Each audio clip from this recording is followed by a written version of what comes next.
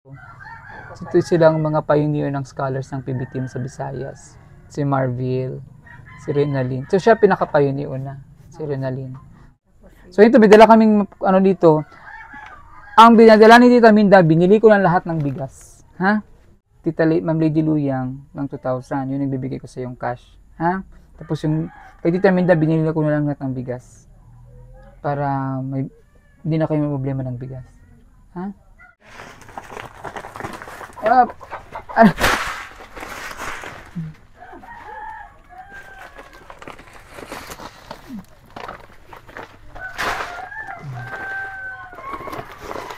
Ini Ma'am Lady Luyang para sa allowance mo ngayong second quarter. Ito yung binabigay ni Tita Binda na 1,000 para sa'yo. Para sa baon mo. So may 3,000 ka. Baka magpariban ka na naman.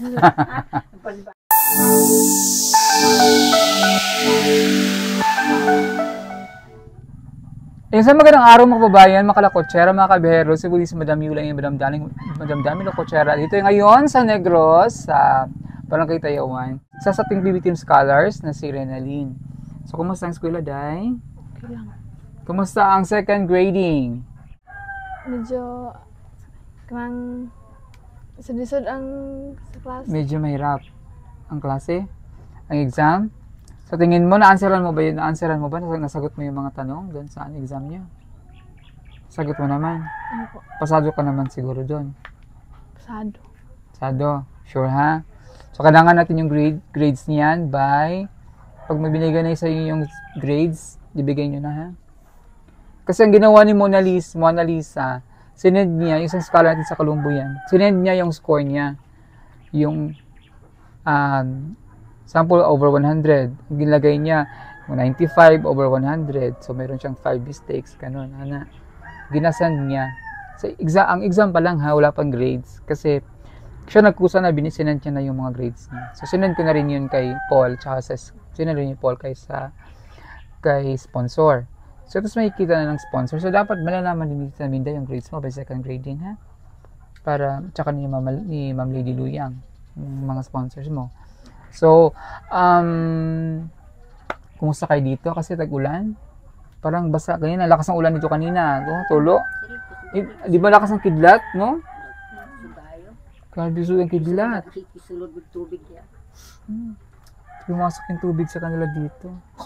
Kumusta na yung solar nyo dyan? Ay, kanara mo sa nisiga, pero nisiga alas 6, pag alas 12 mamatay, alas 11. Ano na? Kasi pag talagang di masyadong mainit. Yan naman. Pag hindi masyado siyang kasi lagi na ulan dito. Ganyan kasi. Sa amin ganyan din sa bahay. So, kumusta si nanay? Kumusta mo din nila? Okay lang. Ha? Butan kami konsumo, kita gid mo ka. Kasama niyo dito yung apo yung isa. Ngayon dito yung mga apo mo. Akala ngayon lang. Si kuya, yung ano nyo, yung tito mo, asan na? Ito sa Basay. Tapos nagtrabaho doon? Mag-i-adto lang po siya. Ang dami niyong bigas Sa Pasit. Umay? Pamalay na. Nangasawa man to po ang anak na lalaki itong Arian Libre. Mga asawa. Katupuyog niyo din ng lalaki?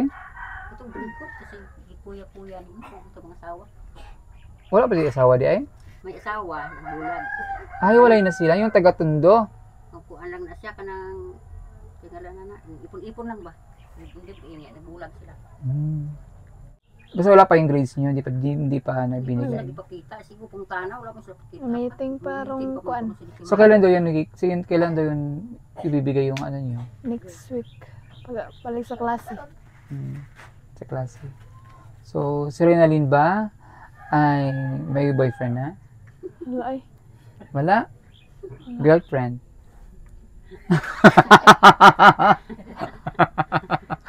Baka tomboy to eh. Boys to eh. Baka boys to. Ano? May naniligaw, wala? Wala. Nagtaray.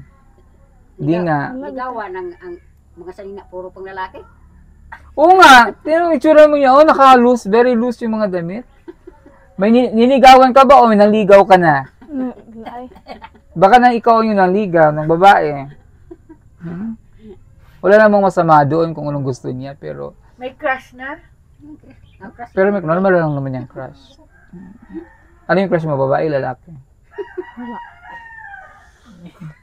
Di Sa nga. yung love life pa niya. Hindi pa siya po. Huwag ka muna basta pag baguyab-uyab, automatic, wala na scholarship, tanggal.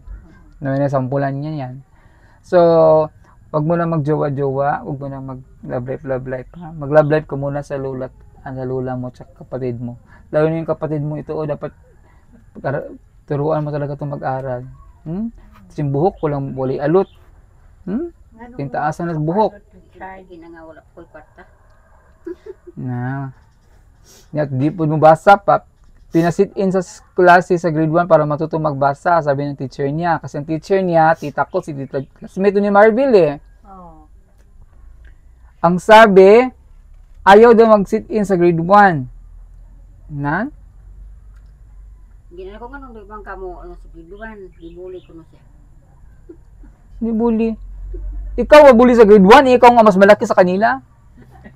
Bully ka sa mga classmate mo, sabihin mo sa kanila, di bali nang mag grade 1 ko, kaysa man wala akong hindi ako marunong magbasa. Mas Richard, tingnan nga dito.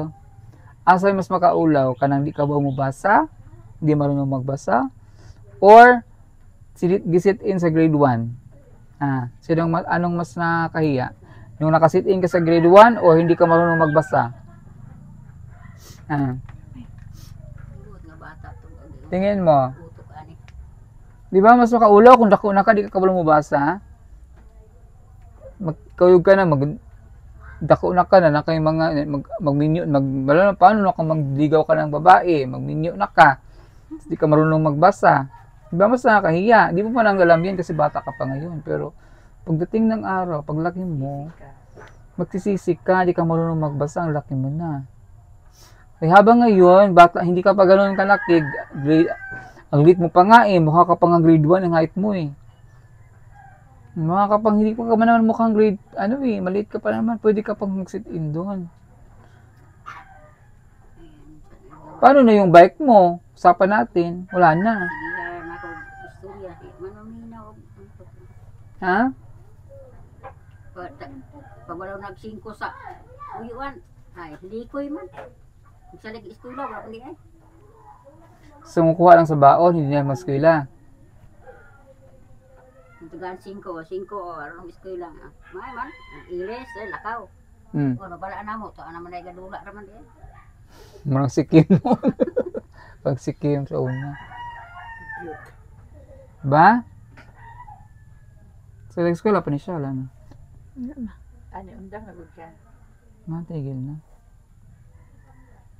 Ako, Walang sa kamang-kamang. sayang. So, may ubra mo diri. Wala suroy. Mga ahoy. Nakita namin ito doon sa sa waiting shed. Doon, tambay ka lang doon. Problema, magbarkada na mga madanis barkada. Nawa na. Kasi sa prisuhan. Sulod, prisuhan. Pearly shell. Asa man paingon. Ganon. Pusas. Sa gusto istorya. Kung di ka galayan man to sa eskwelahan, sa ani ko pero kuan ko pagsulat og mga buan, litra. Kung di nila ka magtuon dis balay. Tabulahan. Di ba kabagbal asa letter A to Z? Alphabet? Galing kay dili gyud. Gyud mo to, dili gyud siya mo to, mawala ra hinoon. Kung kog istorya wa ni tao. Di mo tinuruan mo ba yung kapatid mo? Hindi man siya mati sa kuha. Hindi nakikinig. Hindi. Nakapagsihan niya rin yan paglaki mo. Ako kaya ginay ko padarata ka sa disdulyo di para dito ka mo pulis ang bantay. At sa paglaom na ni, edad na sa paglaom. At eskwelaho. Ha? Paglaom na lang. Kwan, gunit. Naghat ko na dito ang mga bata ingon si ako ang bata naghatulid sa sulo kag naghatulid dito sa anlaw. Pag umayag si Lola, pwede siya na rin sa paglaom. yun, doon magkakain kayo, mag-aral. Lalo naman trabaho nyo, kain, aral. Tapos maglilinis na, mag-ano. Playground, meron din sila. Parang ang sa ano, Boys Town. Parang sa Boys Town. Bayag ka na! Sama ka lang doon. Sa Paglaom. Parang Boys Town yun. May higdaan ka mo, kaon, tapos mag-play mo, basketball, tuduan mo mga sports. Tuduan mo kanta, sayaw.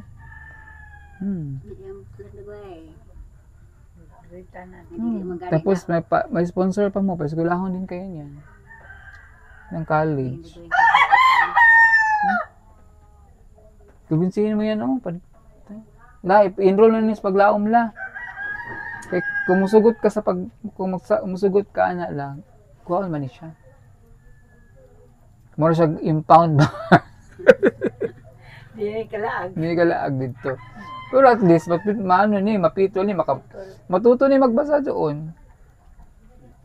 May kakilala ako si Boys Town din. Marami yung sa Cebu, mga ni Tita Minda, Ate Minda Pilago, kuya lang ba yung mga pamangkin. Sa Boys Town man to. Ikuha man sa Boys Town. Libre ka nan. Sponsor. Yung nga naman na, sa Madrid to, sa Ilaha, Madrid.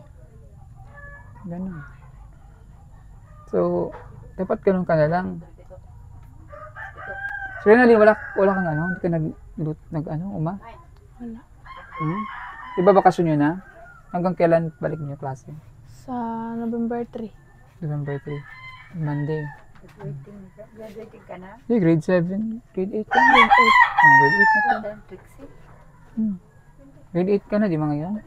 Ilang taong ka ba nag-umpisa sa PB team? Grade 5? Grade 5. Don't come to the... Grade 5 siya. 5, 6, 7. Mag 4 years na to mag-eskwela. Di ba? Nakakatuwa. Parang si Marvin. Di ba? Nakakatuwa yung scholars natin dito. So, ito silang mga pioneer ng scholars ng PB team sa Visayas. Si Marvin, si Renalyn. So, siya pinaka-pioneer una. Si Renalyn. So, munod si Marvin. May isa tayo yung anak ni Edie. Yung si Marvin, yun sabay yun ni Marvin. Tapos siya. Pero si Renalyn ang pinaka-pioneer dito. Ay! Pero pa pala si Beverly. Kaya lang wala na yung kay yung kay Vanessa. Yun yung pinakauna. Kaya namatay yung Scala, Tapos yun, yung anak na may goiter. Oo, yun. Kaya lang nagano din yun eh. Hindi naman yan patuloy yun. Saka yung nag-graduate na. Nag-college na. Yung sa Tabang, sa Kansilong. Oo po. Si scholar ni Tita Bibilab. Oo. Sa trabaho na ngayon, sa hotel. Pero ito nauna to, siya pinakauna. Siya pinakauna si Renalyn ng pioneer. Siya pinakaunang scholar natin sa Visayas. So, Fuis ka na nung tagal mo na nito. Thank you so much kay Tita Minda. Tita Minda nag-sponsor nito Tita Minda Black and Girl of Germany. Thank you so much Tita Minda. So ito, bidala kaming dito.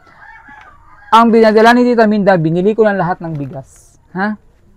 Tapos nagbigay kasi may binigay may padala naman si Tita Ma'am Lady Luyang ng 2,000. Yun nagbibigay ko sa yung cash. Tapos yung kay Tita Minda, binili ko na lang lahat ng bigas. Para hindi na kayo may problema ng bigas.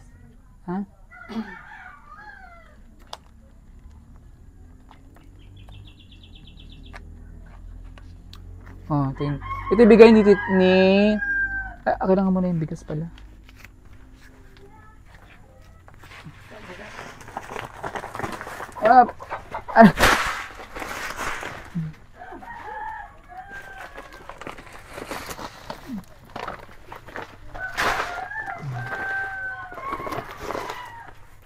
Yan.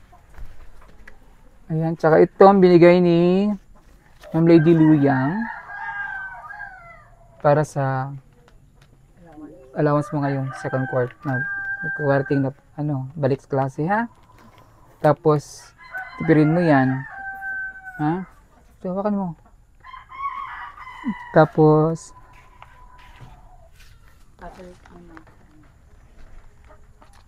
ito yung Kaya binabigay ni Tita Binda na 1,000 para sa'yo. Para sa baon mo. So may 3,000 ka. Wag mo ipariban ito. Baka magpariban ka na naman. Paliban. Ha? Ano mo yan, Mga Pasko ko niya na. kayo para sa pundas. Pag nagkot. maragkot. Tapos may, kuwan pa sila, may alamutan sa eskwelahan. O, 300 ko na. baunin mo na, tipirin mo yan. Yung ano dyan, kahit yung 1,000 dyan, bilihan nyo ng mga gastos nyo ulam-ulam.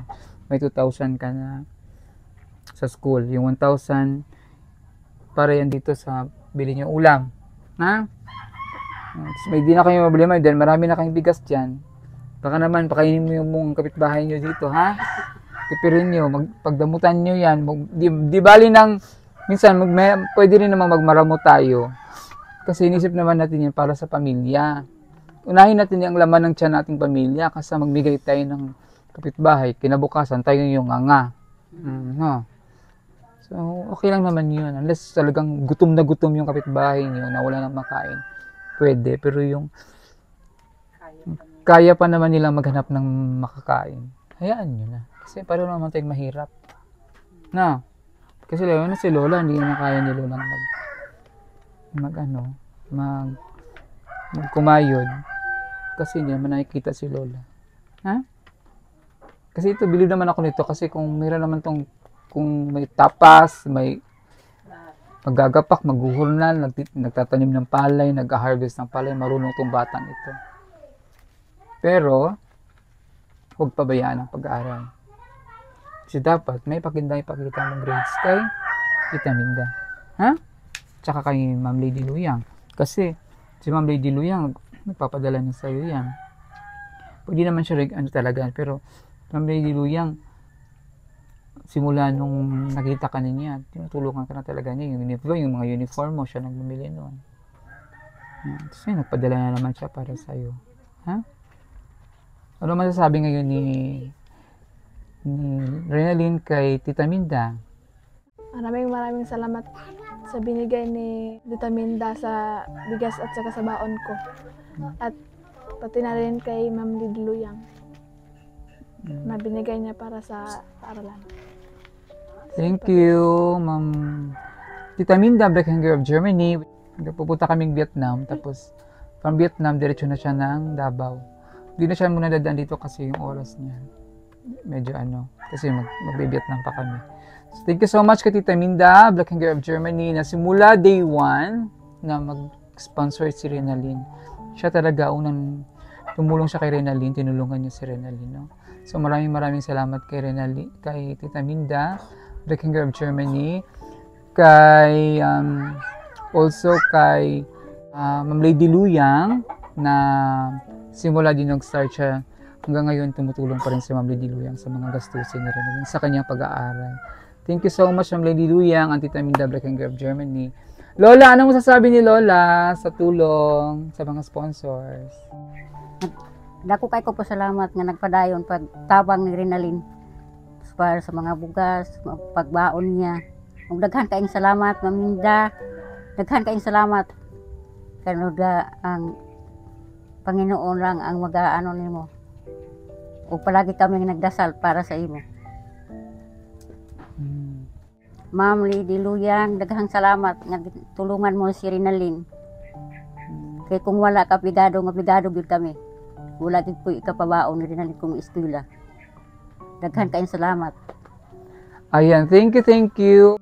Again, thank you so much kay Ma'am Lady Luyang at kay Tita Minda, Black Hanger of Germany sa kanilang tulong sa pag-aaral ni Renalyn at sa kanyang buong pamilya sa pangailangan nila. Parang naiyak ka.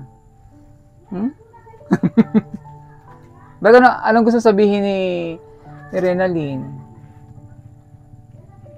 Maraming salamat sa binigay niya at sana patuloy pa itong binigay niya na konsumo para sa amin. Masaya ka ba? Masaya ka? Tinutulungan ka? Kailangan tapos yung pag-aaral mo.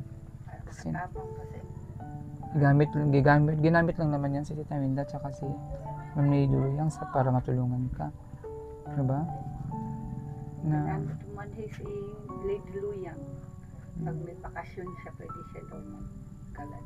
Baka December, makakaanto siya. ang taga dyan lang naman, Dumaguete lang. Taga Malabugas lang. Sa Dumaguete siya nagtrabaho. Ha? So, swerte ka. Bless ka. Kasi, sa dami-dami ng mga bata, ikaw ang natulungan. No? Ng PB team. Ikaw na ba ng tulong? So, pasalamat mo yun sa Ginoo. Hindi sa Diyos. Tapos, lagi kang magdasal, lagi. No? Tapos, hindi yung kapatid mo, gabayan mo.